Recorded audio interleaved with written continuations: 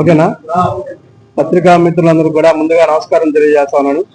మా ఆహ్వానాన్ని మన్నించి జూపిటర్ హై స్కూల్లో జరుగుతున్నటువంటి అప్సా రాష్ట్ర పత్రికా సమావేశానికి చేసినటువంటి ఈ కార్యక్రమంలో పాల్గొన్నటువంటి అప్సా రాష్ట్ర ఉపాధ్యక్షుడు బాబురావు గారు, అట్లనే సంతాన్ నగర్ సాయి మల్లికార్జునరావు గారు, గాంధీ టెక్నో స్కూల్ అయినటువంటి ఏ శ్రీనివాస్ రెడ్డి గారు, అదేవిధంగా జూపిటర్ హై స్కూల్ అయినటువంటి వంశీకృష్ణ, కొత్తపట్నం మండలం నుంచి సాయి టెక్నో స్కూల్ నుంచి గణేషా గారు కూడా ఈ పత్రికా సమావేశంలో పాల్గొనడం జరుగుతూ ఉంది. మొన్న ఈ నెల 14వ తారీఖున విశాఖపట్నంలో రాష్ట్ర అధ్యక్ష ఎన్నికలు, అప్సా రాష్ట్ర అధ్యక్ష ఎన్నికలు జరగడం జరిగింది. అందులో అన్ని జిల్లాల నుంచి కూడా అందరూ రాష్ట్ర కార్యవర్గం సంబంధించినటువంటి ప్రతినిధులందరూ కూడా హాజరవడం జరిగింది. ఆ కార్యక్రమంలో నన్ను అప్సా రాష్ట్ర అధ్యక్షునిగా ఎన్నుకోవడం జరిగింది. ఆ ఎన్నికల మొత్తం కూడా చూస్తే మన ప్రకాశం జిల్లాలో ఈ 40 సంవత్సరాల ప్రైవేట్ పాఠశాలల ఉన్నటువంటి ఈ కాలంలో మొట్టమొదటిసారిగా ప్రకాశం జిల్లాకి రాష్ట్ర అధ్యక్ష పదవి రావడం అనేది ఇదే మొదటిసారి. దానికి నేను సంతోషిస్తా ఉన్నాను.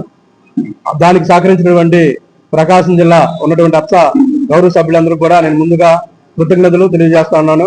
అదేవిధంగా రాష్ట్రంలో ఉన్నటువంటి అప్సా సభ్యులందరూ కూడా అందరూ కూడా నేను కృతజ్ఞతలు తెలియజేస్తూ ఈ అప్సా అభివృద్ధికి నేను కృషి చేస్తానని, ప్రైవేట్ పాఠశాలన్నీ కూడా ప్రభుత్వం నుంచి వచ్చేటటువంటి సమస్యలన్నింటినీ ఎదుర్కొనే విధంగా ఈ రాష్ట్రాన్ని ఈ సంఘాన్ని ఈ అప్సా రాష్ట్ర సంఘాన్ని మొత్తం కూడా నేను పరిశుద్ధ చేసి అన్నిటికన్నా కూడా ప్రైవేట్ పాఠశాలన్నీ కూడా సంక్షేమంగా ఉండేటట్టుగా నేను కృషి చేస్తానని తెలియజేస్తా ఉన్నాను.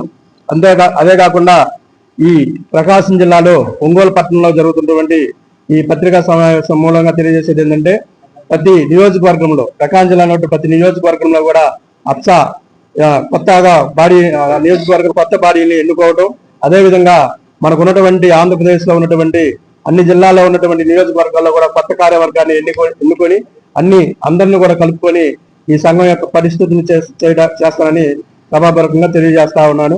అంతేకాకుండా ఇప్పుడు జరుగుతున్నటువంటి ఈ కొత్తగా ఎన్నికైనటువంటి కార్యవర్గాలందరికీ కూడా జులై నెలలో ప్రమాణ స్వీకారం ఒంగోలు పట్టణంలోనే ఘనంగా నిర్వహించాలని మా రాష్ట్ర కార్యవర్గం మొత్తం కూడా అనుకోవడం జరిగింది. అందులో భాగంగానే ఇప్పుడే అమ్మటినే పెట్టడానికి 10th క్లాస్ హాలిడేస్ ఇవన్నీ రావడం వల్ల మన నెక్స్ట్ అడ్మిషన్స్ అవన్నీ ఉండటం వల్ల ఇబ్బంది కాబట్టి మేము జులై నెల ఎంచుకున్నాము. జులై నెలలో బాగా మంచి సభ పెట్టాలని అనుకుంటా ఉన్నాం. అయితే ప్రైవేట్ పాఠశాలలు ప్రభుత్వం నుంచి అనేక రకాలైనటువంటి ఒత్తిళ్లు ఎదుర్కొన్నప్పుడు కూడా మేము అనేక రకాలైన అధికారులను కలుస్తూ కొన్నిటిని సాల్వ్ చేసుకుంటానే ఉన్నాము.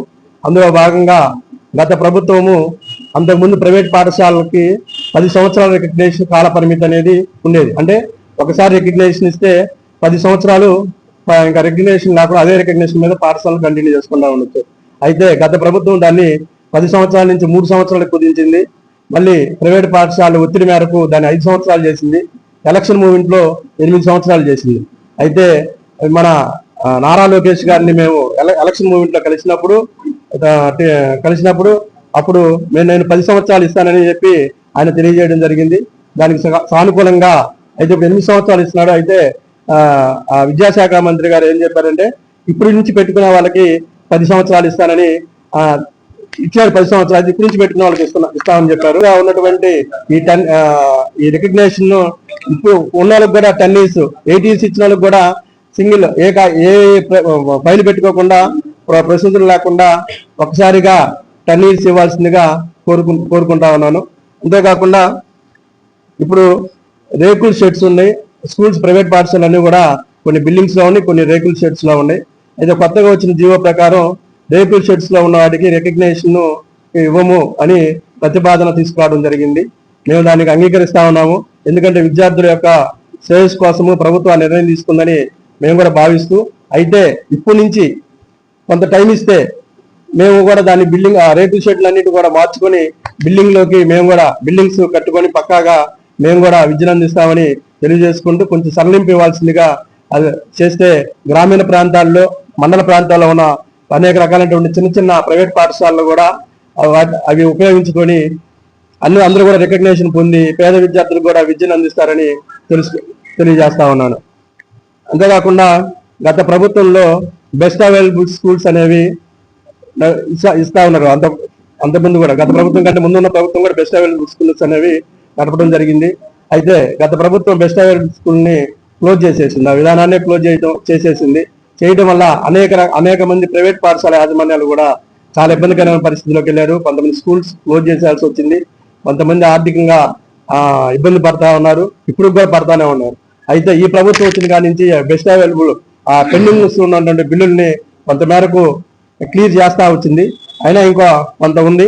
ఆ కొంత కూడా రిలీజ్ చేస్తే వాళ్ళు కూడా హ్యాపీగా ప్రైవేట్ స్కూల్స్ నడుపుకుంటూ ఇంకా కూడా స్కూల్స్ ని డెవలప్ చేసుకొని మా కాడ ఉండేదంతా కూడా ఈ బడ్జెట్ స్కూల్లో ఉండేటువంటి విద్యార్థి తల్లిదండ్రులతో కూడా మిడిల్ క్లాస్, లో మిడిల్ క్లాస్ ఆర్థిక పరిస్థితి ఉన్న వాళ్ళే ఉంటారు. కాబట్టి మేము కూడా వాళ్ళ విద్యాభివృద్ధికి కృషి చేస్తున్నాం. కాబట్టి మీరు కూడా అది ప్రభుత్వం వారు కూడా అది ఆలోచించి అది కూడా బిల్స్ ని పెండింగ్ బిల్స్ ని ఎమ్మటనే క్లియర్ చేయవలసిందిగా మేము కూడా కోరుతా ఉన్నాము.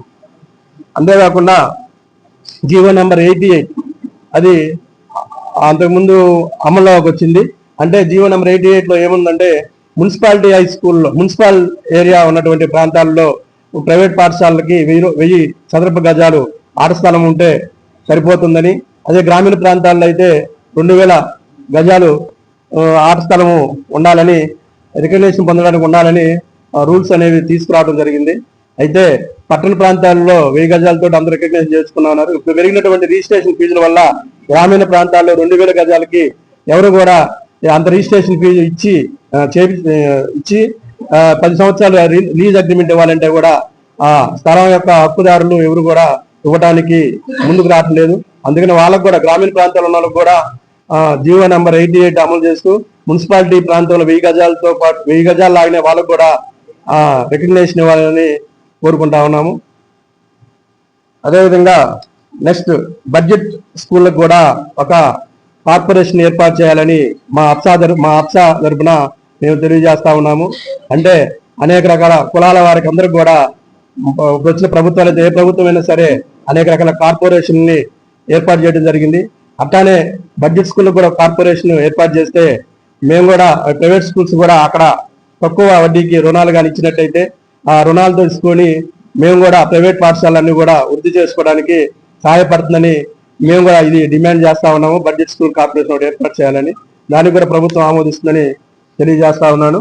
అదేవిధంగా ఇవన్నీ సమస్యలు కూడా ఇక్కడ చెప్పినటువంటి సమస్యలు ఇంకా గ్రౌండ్ లెవెల్లో ఉన్నటువంటి ప్రైవేట్ పాఠశాలలు ఎదుర్కొన్నటువంటి సమస్యలన్నింటినీ కూడా మేము 10th క్లాస్ 24-25 తారీఖుల తర్వాత స్కూల్స్ హాలిడేస్ తర్వాత కమిషనర్ గారిని, ప్రిన్సిపల్ సెక్రటరీ గారిని, ఎడ్యుకేషన్ సంబంధించిన OSD గారిని అందరినీ కలిసి జూలైలో, ఆగస్టులో నారా లోకేష్ గారు విద్యాశాఖ మంత్రి నారా లోకేష్ గారి యొక్క అపాయింట్మెంట్ కూడా తీసుకొని ఈ సమస్యలన్నింటినీ కూడా సాల్వ్ చేసుకుంటామని మా సభ్యులందరికీ తెలియజేస్తూ సెలవు తీసుకుంటా ఉన్నాను.